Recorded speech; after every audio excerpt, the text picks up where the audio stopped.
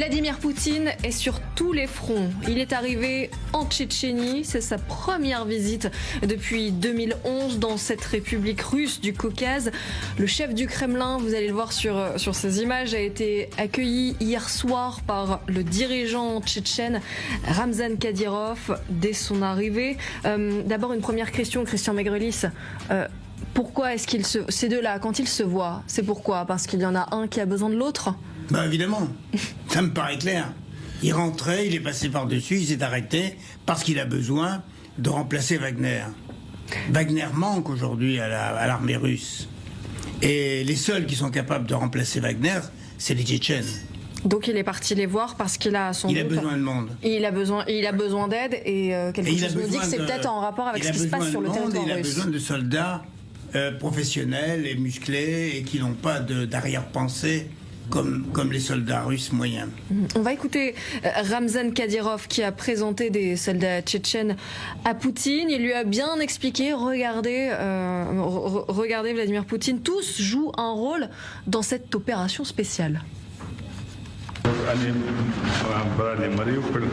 Ceux-là ont pris Mariupol, ceux-là sont presque entrés dans Kiev, il ne manquait que 7 km, ils étaient là-bas.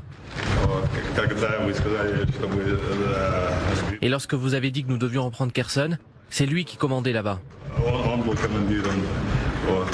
Tous ces hommes étaient là.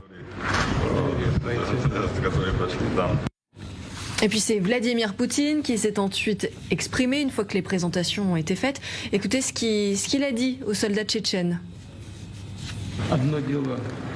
C'est une chose de tirer au stand de tir ici. Et c'en est une autre de mettre sa vie et sa santé en danger. Mais vous avez en vous l'exigence intérieure de vous battre pour la patrie et le courage de prendre une telle décision. Oui. Ouais. Yves Bourdillon, il est venu chercher de l'aide, il est venu rappeler finalement à ces soldats tchétchènes qu'ils se battent pour une cause commune, pour la patrie et pour la défense de la Russie. Oui, c'est un discours important parce que c'est la première fois en 13 ans qu'il allait en Tchétchénie. Alors d'une part, Kadyrov est un allié important, parce que ne serait-ce que Poutine est arrivé au pouvoir grâce à la guerre en Tchétchénie où il a écrasé la rébellion, et Kadyrov était un élément très important en 1999 de cette opération. Là, aujourd'hui, il a besoin comme vous venez de le dire, des troupes de Kadyrov. Alors au passage, effectivement, sur le papier, ce sont des milliers d'hommes très disciplinés, capables de faire ce qu'ils ont fait en Tchétchénie, c'est-à-dire de briser toute résistance au prix de crimes de guerre et en tuant des civils et plus. Mais sur le front ukrainien, pour l'instant, ils n'ont pas donné grand-chose, alors qu'ils se vantaient de faire, depuis le début de la guerre, soi-disant, ils arrivaient et puis ils allaient renverser les troupes ukrainiennes, et on ne les voyait plus, à tel point que les Ukrainiens les surnomment les soldats TikTok. C'est-à-dire qu'ils se filment en train de tirer à la mitrailleuse dans des forêts où il n'y a probablement personne, et ils mettent ça sur TikTok. Donc je suis un peu sceptique sur ce qu'ils vont vraiment apporter à Poutine. Je peux me tromper, mais voilà, c'est peut-être de l'affichage. Ouais, vous êtes d'accord avec ça, Aline Lebecq-Römer? Oui, parce que il y a plusieurs faits qui en attestent. C'est que lors de la révolte de Prigojine, les combattants tchétchènes chargés de le bloquer finalement étaient en retard. Ils avaient dit qu'ils étaient en retard, ils étaient dans les bouchons. Ensuite, là, techniquement, il y a eu des gros couacs de communication, notamment de la part du chef d'armade qui a expliqué quand même qu'ils avaient raté les Ukrainiens. C'est pour ça qu'il n'a pas pu les bloquer. Donc en fait, les Tchétchènes sont un symbole de terreur quand ils passent après les offensives militaires russes pour aller violer les femmes dans les maisons, couper des têtes. Ils sont chargés de cela. Et ça, depuis, en effet, depuis extrêmement longtemps. Donc, ce qu'il est aussi probable dans l'équation en ce moment, c'est non pas forcément d'aller recruter pour, organiser et penser une éventuelle contre-offensive russe à Koursk, mais il y a aussi la question des prisonniers, en fait, qu'il y a à gérer, qu'il faut beaucoup de bruit quand même, notamment en Tchétchénie où c'est un sujet, et peut-être aussi, contrairement au sourire affiché et au lissage, peut-être il n'est pas exclu qu'il vienne, Poutine, essayer de remettre de l'ordre, parce que très honnêtement, c'est un énorme bazar, que ce soit du côté de la direction du FSB, du côté de la direction des armées, du côté d'Armat, et que l'on sait qu'il y a quand même de grosses araignées en ce moment qui commencent à se manger entre elles. Donc effectivement, à la rubrique fidélité affichée, parce qu'en réalité,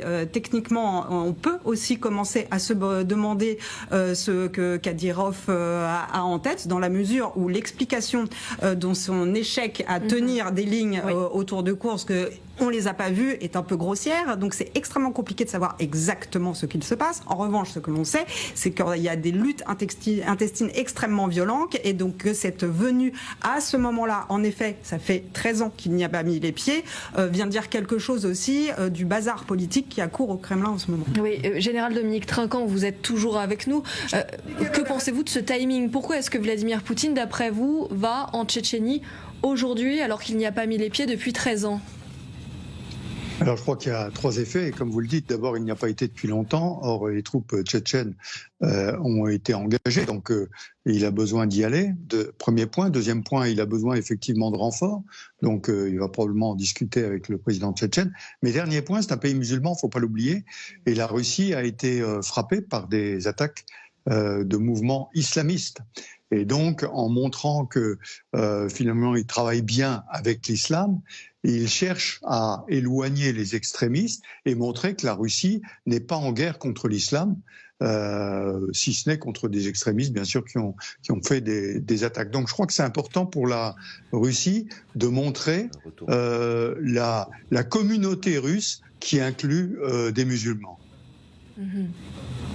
Aurélien Duchesne, et vous, votre avis sur cette venue de Vladimir Poutine à Grozny? Il y a tout d'abord un anniversaire tragique à commémorer, c'est que Beslan, en 1er septembre 2004, ça a été un massacre, une prise d'otage par des terroristes tchétchènes, mais la majorité des 334 victimes étaient le fait non pas des terroristes eux-mêmes, mais des forces russes. Alors évidemment, ça a été un premier coin qui était enfoncé dans le récit de Poutine, protecteur des Russes face à la menace islamiste à l'époque, et Poutine s'est arrangé pour réécrire le récit pendant 20 ans. Donc là, il y a peut-être une dimension mémoriale, et on a vu avec Poutine s'agenouillant devant un mémorial, tout en, encore une fois, réécrivant l'histoire. On vous montrera ces images de Beslan. Il y a le deuxième aspect que vous évoquiez, les bataillons Armat, qui sont le vrai nom des Kadyrovtsi, ces fameux guerriers TikTok à la solde de Kadyrov. Ils ont quand même une dimension supérieure par rapport à Wagner, qui prouve qu'ils pourraient jouer un rôle à l'avenir, s'ils se sont montrés un peu plus efficaces que jusqu'à présent, c'est que eux, ils sont rattachés désormais à la garde nationale.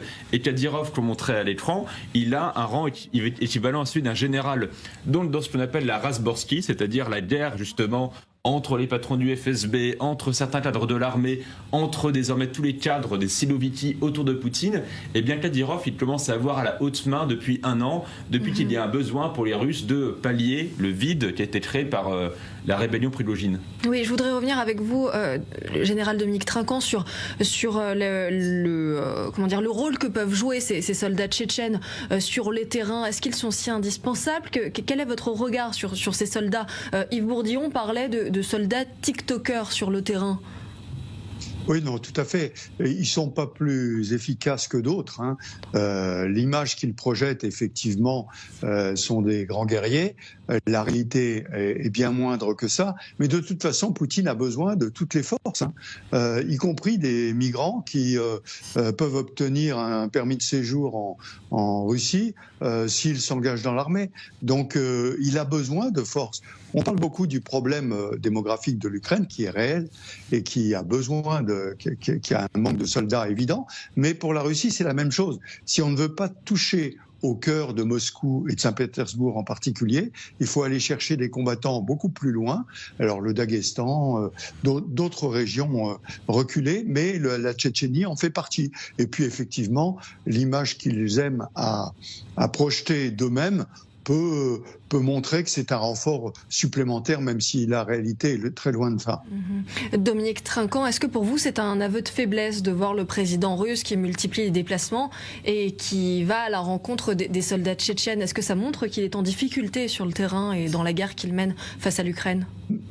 Mais tous les mouvements à l'extérieur du président Poutine montrent à la fois sa faiblesse et à la fois sa volonté de se renforcer vis-à-vis de l'Occident global. Mais si vous voulez, quand on me parle de l'industrie russe de défense merveilleuse, je pose la question, pourquoi va-t-il chercher de l'armement en Corée du Nord, en Iran, s'il est si fort que ça? Donc c'est à la fois de la faiblesse, il en a besoin, mais en même temps, il cherche à, réunir autour de lui tout un ensemble de pays. Alors, pour la Tchétchénie, c'est pas le cas, puisque ça fait partie de la Fédération de Russie, mais globalement, tout ce qu'il cherche à l'extérieur, c'est de montrer le front uni contre l'Occident global. Mais concrètement, s'il va chercher du soutien, c'est qu'il a une position de faiblesse. Oui, donc clairement, pour le général, c'est bien que Vladimir Poutine est en situation de faiblesse s'il se rend à l'extérieur pour aller chercher de l'aide. Christian Maigrelis, j'avais une question. Pourquoi est-ce que Ramzan Kadyrov n'est pas lui-même venu à Moscou? Parce que c'est ce qu'il fait régulièrement. Il le fait régulièrement, mais tout ça, ce sont des échanges. C'est-à-dire que s'il envoie des hommes, il faut qu'il ait des contreparties, qu'ils soient politiques ou financières. Actuellement, j'ai l'impression que c'est plutôt l'inverse, c'est-à-dire que Kadyrov attend un certain nombre d'avantages qu'il n'a pas, donc il fait un peu la tête, il reste chez lui, l'autre vient le chercher pour lui confirmer peut-être certaines promesses qui n'ont pas été tenues. Oui. Mais c'est à ce niveau-là que ça se passe. Je ne vois pas d'autres raisons.